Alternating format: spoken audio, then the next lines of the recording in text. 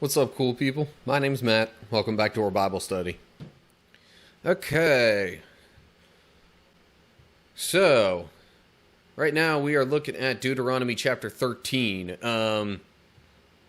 Past couple of chapters, let me just go back and take a look at what those were all about. So the previous chapter was actually I'm not going to say the first bit of something new, but definitely something new that hadn't really been talked about in any previous books or chapters or anything like that. And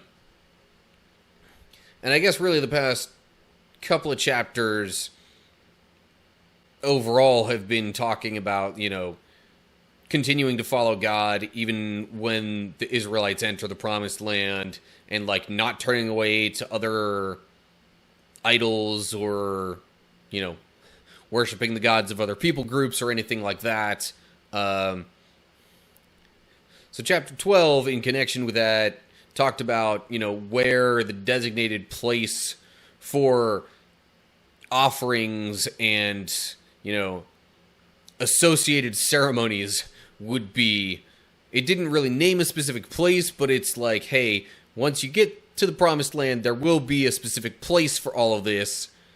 Don't do it just anywhere you want, like these other people do for their gods. So I guess in that same vein, this chapter is going to be talking about idolatry. And we'll see what exactly it says about that, but I think it's safe to say that it's probably going to be about, not committing idolatry, not turning to other idols and things like that.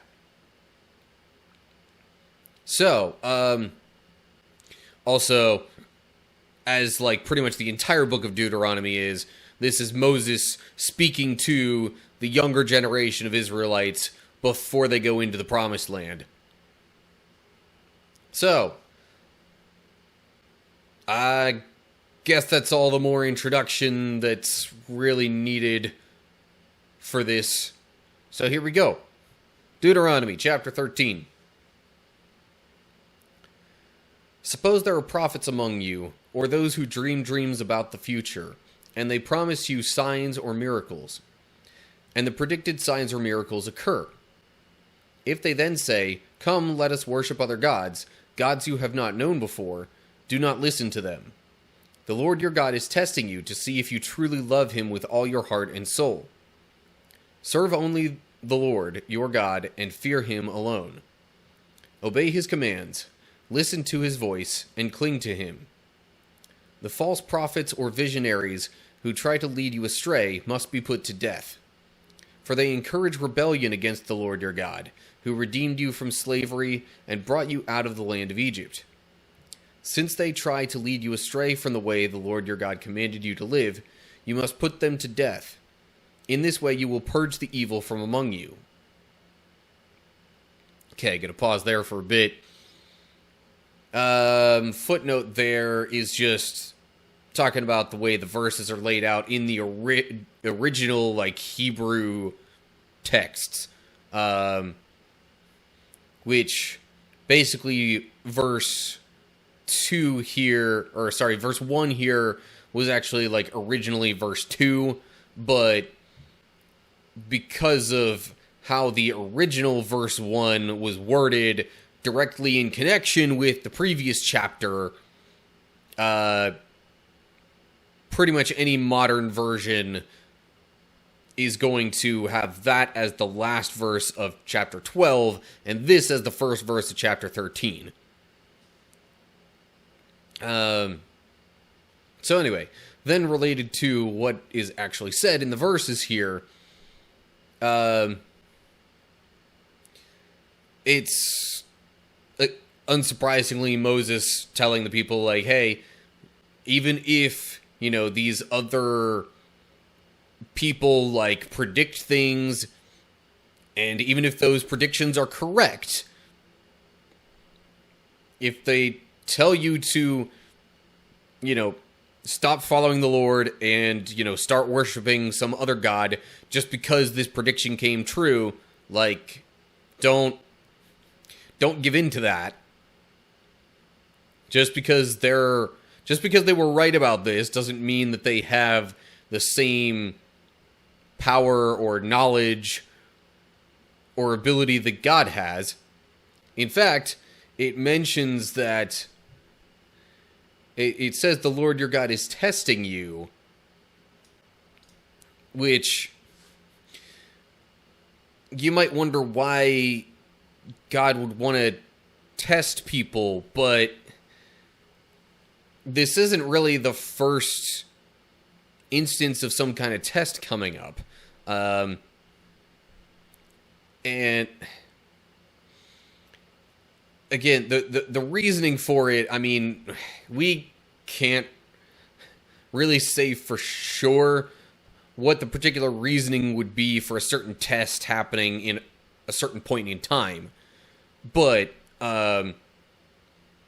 like, for example, with Abraham, he, after the birth of his son Isaac, the son that God had promised he would have, who would be, the father of many nations, after that son was born, God still kind of tested Abraham by asking him to sacrifice/offer Isaac. So, yeah, it's a head scratcher. I want total devotion, but I'm going to test that. Yeah, so I think in some ways, we're prone to possibly only praising God in certain circumstances, or like, possibly even just think we're all set when things go well. And that was that was a warning given multiple times to the Israelites here from Moses. Like, he repeatedly said, hey, just because things go well in the promised land, don't turn away from God because of that. The things that you will gain will not be your own doing, but God's. Don't start thinking that this is all you, and you're, deserving of this or anything. So, with Abraham, the test was probably something like, okay, do you really worship, me, your God, or do you just worship, the idea of being the father of many nations, of having this promised son?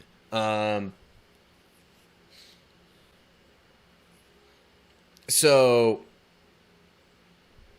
I mean, do we necessarily, quote unquote, need the testing? That's kind of debatable, but at the same time, it's usually then the more difficult situations in life that then turn us back to God when we think everything's all okay, even, quote unquote, without God in our own minds. I can't pretend to know the logic of God or anything like that. And again, the reasons might be different in different circumstances, but I think on the whole, from what I remember and have read in the Bible, I think it's usually more of all right, I want to make sure that you're trusting and worshiping me, your God, and not, a certain set of circumstances or some other thing that you are assuming that you'll get from me, or just something that you want from me, or whatever the case is. Or even just a certain event, because most of us even outside of God, tend to think, if only this would happen, then I'd be happy. Like, say those things happen, okay, do we really start trusting God less because of that? Do we start turning to God less because of that? Because we've, quote unquote, made it. But anyway, again, this is not a for sure, like, oh yeah, this is why God tests us. But, it just seems to me like a fairly logical explanation for, why God would even want to consider testing us. Because, when push comes to shove, we should be trusting God and turning to God and not just, relying on a certain event or set of circumstances or whatever. Anyway, okay, I think I've gone on about that long enough. And then, of course, after getting into that, Moses says, any of these false prophets who try to turn you away to another god, they've got to go. Like, we can't have them amongst our people. I mean, yeah, they might be the embodiment of God's test, so to speak, but they're also likely believing in some other god and trying to turn you away. So, like, we can't really have that long term and pretend that that's okay. Moving on to verse 6. Suppose someone secretly entices you, even your brother, your son or daughter, your beloved wife, or your closest friend, and says, let us go worship other gods, gods that neither you nor your ancestors have known. They might suggest that you worship the gods of peoples who live nearby, or who come from the ends of the earth. But do not give in or listen. Have no pity, and do not spare or protect them. You must put them to death. Strike the first blow yourself, and then all the people must join in. Stone the guilty ones to death, because they have tried to draw you away from the Lord your God, who rescued you from the land of Egypt, the place of slavery. Then all Israel will hear about it and be afraid, and no one will act so wickedly again. Okay, so really, I mean, it's further, elaborating on the point of, making sure they get rid of false prophets or other people who try to turn them away or anything like that. I also think part of that, especially for this group of people, is like God / maybe Moses already kind of knowing that this is what's going to trip them up. That, other people near them trying to convince them to worship other gods is what's going to lead them astray and what's ultimately going to cause sort of the downfall of what eventually becomes the kingdom of Israel.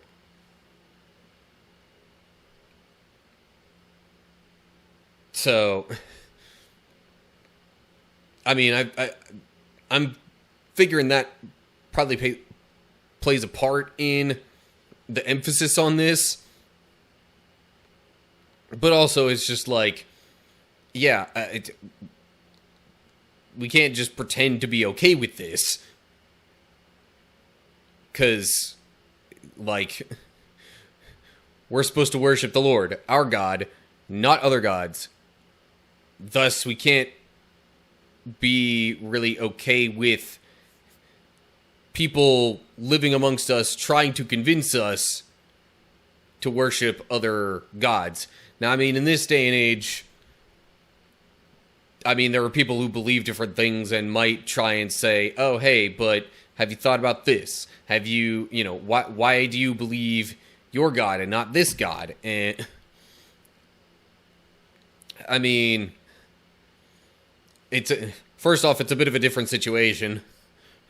We've gone past the point of, this being the thing that, trips up God's chosen people.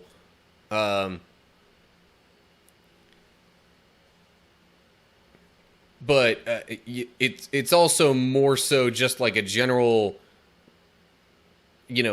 today it's more so like almost an open-mindedness that is being pushed. Like, why don't you, consider other religions valid? It's more so almost like a request not to, like, persecute various belief systems, rather than it is a push to try and convince, especially, like, I don't know, maybe this is just my personal experience, but, like, having people try and convince you that there is no God is far more common than, like, some other religion trying to convince Christians that their religion is the correct one and the only correct one. But anyway, I'm kind of digressing on that point now. But yeah, again, for this people group who are supposed to be, God's representatives amongst the world, like, pretending they're okay with other gods being worshipped, and especially okay with other people trying to convince them to worship other gods, that's a big no-no. Like, the people representing God in the world specifically shouldn't really be okay with that, like, especially in this context when it was, pre-Jesus, and that was kind of the established way of God, or at least the primary established way of God working in the world through these people. But anyway, a lot of this is more so my thoughts than it is, like, kind of biblical fact, so to speak. So maybe I should stop elaborating on my own thoughts and sort of move along with this. Anyway, okay, I'm going to move on to verse 12, and since that last little bit is real tiny, I'll just tack that on to this section here. So, verse 12. When you begin living in the towns the Lord your God is giving you, you may hear that scoundrels among you are leading their fellow citizens astray by saying, "Let us go worship other gods, gods who have not known before." In such cases, you must examine the facts carefully. If you find that the report is true, and such a detestable act has been committed among you, you must attack that town and completely destroy all its inhabitants, as well as all the livestock. Then you must pile all the plunder in the middle of the open square and burn it. Burn the entire town as a burnt offering to the Lord your God. That town must remain a ruin forever. It may never be rebuilt. Keep none of the plunder that has been set apart for destruction. Then the Lord will turn from his fierce anger and be merciful to you. He will have compassion on you and make you a large nation, just as he swore to your ancestors. The Lord your God will be merciful only if you listen to his voice and keep all his commands that I am giving you today, doing what pleases him. Just realized I didn't have the little mouse pointer for a good portion of that. Oh well. So yeah, further hammering home the point. But so heard reports of people leading fellow citizens astray. you find that the report is true, you must attack that town. Like, that seems a bit harsh, but also maybe it's like, especially if something like, if news of something like that has spread outside of that individual town, then it's possibly a significant happening there, and would quite possibly mean that a bunch of people are being led astray, and like that's not, it's not a good thing. And so, like, in order to stay within God's favor, again, as God's chosen people in this context, his, specific representatives of what he wants people to live like, if they're truly trying to follow him and, look the part of being that example to the rest of the world, then they were supposed to, not tolerate that kind of stuff, and, as it says here, completely destroy the town in question if necessary. So the footnote there, Hebrew term used here refers to complete consecration of things or people to the Lord, either by destroying or by giving them as an offering. That's, yeah. I mean, we've had that footnote before. I still am not 100% certain of, what that might mean relative to, the use of the word destroy here. But destroying was definitely part of it. And really, I mean, if anything that wasn't destroyed was still given as an offering, so to speak, that's still like at least a giving away to God, generally speaking. But anyway, otherwise, yeah, like I said, it's pretty much hammering home the point that has already been made throughout the rest of the chapter, so I don't think I need to elaborate on that too much more. This just kind of expands on it, saying, like, hey, if you want to continue to have God's favor as a nation, then you need to get rid of this stuff from your midst whenever it happens. So, anyway, that's going to do it for chapter 13, I guess. Okay, so I think it might be important to emphasize the fact here that, the Israelites at this time were certainly, after they got into the Promised Land, were supposed to be, like, the representation of how God wanted people to act. And that kind of carried with it a bit of a stricter standard, you might say. Definitely more expectations, more like rules to follow, so to speak, from a behavioral standpoint, and also harsher consequences related to the things that God did not want amongst them.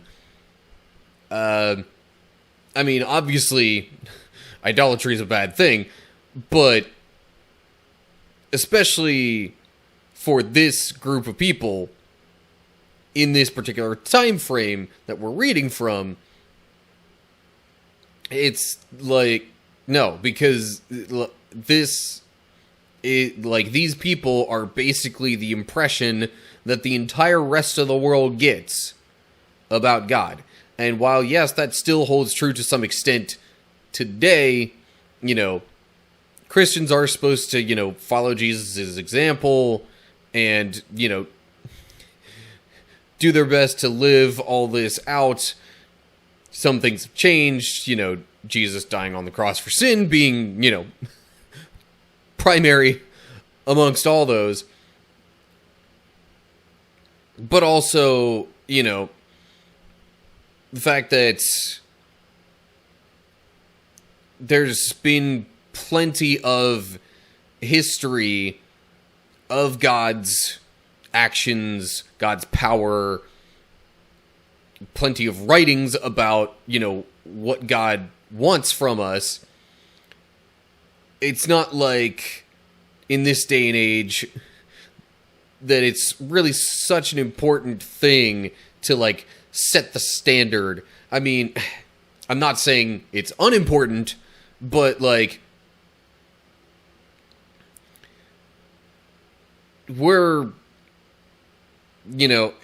expected more so now as Christians to show the world what a relationship with God looks like, more so than, in every single word and deed trying to, emulate every little aspect of how God wants people to act all the time. Because, Old Testament, it was more so about the law and setting the tone, following God's laws, and setting that example that way. Whereas now, it's more so, because of Jesus paying the price for sin, it's, more so about just relying on Him, and in the various things that we do in life,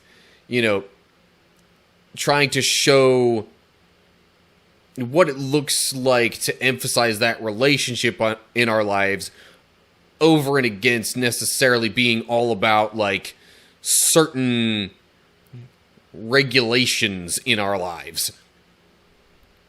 But anyway, I digress. Just thought it might be a good idea to emphasize that in the midst of all this otherwise seemingly kind of harsh,